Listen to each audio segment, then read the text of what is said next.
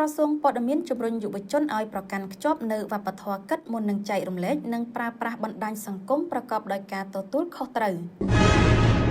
អាយដាមស្លេះអាល់ហ្វីនអនុរដ្ឋលេខាធិការក្រសួងព័ត៌មានបានអំពាវនាវនិងជំរុញដល់យុវជនឲ្យការពារខ្លួនកុំឲ្យខ្លាចជាជនរងគ្រោះឬជាភ្នាក់ងារនៃការចែកចាយព័ត៌មានคล้ายៗដោយត្រូវចេះផ្ទៀងផ្ទាត់ព័ត៌មាននិងពិនិត្យប្រភពព័ត៌មានឲ្យបានច្បាស់លាស់ប្រកាន់ខ្ជាប់ជានិច្ចនៅវប្បធម៌គិតមុននឹងចែករំលែកនិងប្រើប្រាស់បណ្ដាញសង្គមប្រកបដោយការទទួលខុសត្រូវ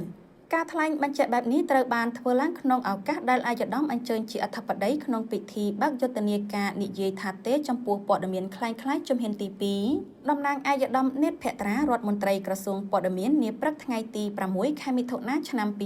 2026នៅវិទ្យាល័យចំណេះទូទៅនិងបច្ចេកទេសជាស៊ីមត្បៃមានជ័យខេត្តព្រះវិហារពិធីដ៏មានសារៈសំខាន់នេះមានការអញ្ជើញចូលរួមពីសំណាក់អាយដាមគឹមរិទ្ធីអភិបាលនៃគណៈអភិបាលខេត្តព្រះវិហារថ្នាក់ដឹកនាំមន្ទីរអង្គភាពជំនាញខេត្តគណៈគ្រប់គ្រងសាលាលោកគ្រូអ្នកគ្រូនិងសិស្សសានុសិស្សសរុបជាង2000នាក់ដែលនេះសបញ្ជាក់ឲ្យឃើញពីការយកចិត្តទុកដាក់ខ្ពស់របស់អាជ្ញាធរគ្រប់លំដាប់ថ្នាក់ក្នុងការរួមកម្លាំងគ្នាប្រយុទ្ធប្រឆាំងនឹងព័ត៌មានคล้ายៗនៅកម្ពុជាអាយដាមស្លេះអាល់ហ្វីនមានប្រសាសន៍ថាយុទ្ធនាការនិយាយថាទេចំពោះព័ត៌មានคล้ายៗត្រូវបានរៀបចំឡើងដោយមានគោលបំណងសំខាន់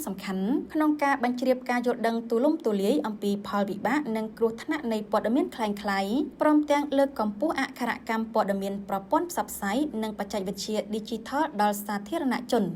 បន្ថែមពីនេះយុទ្ធនាការនេះក៏ផ្ដោតសំខាន់លើការផ្សព្វផ្សាយការយល់ដឹងអំពីច្បាប់សិទ្ធិនិងសុវត្ថិភាព Digital ក្នុងគោលដៅចូលរួមចំណែកកែប្រែឥរិយាបថនិងទម្លាប់អវិជ្ជមានក្នុងការប្រើប្រាស់បណ្ដាញសង្គមរបស់ស្រទាប់យុវជនផងដែរ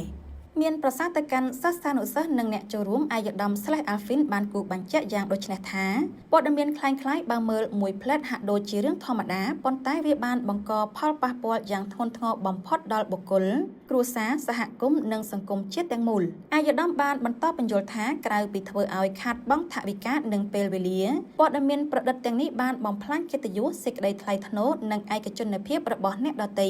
ព្រមទាំងបង្កឲ្យមានបញ្ហាសុខភាពផ្លូវចិត្តបំផ្លាញទំនាក់ទំនងសង្គម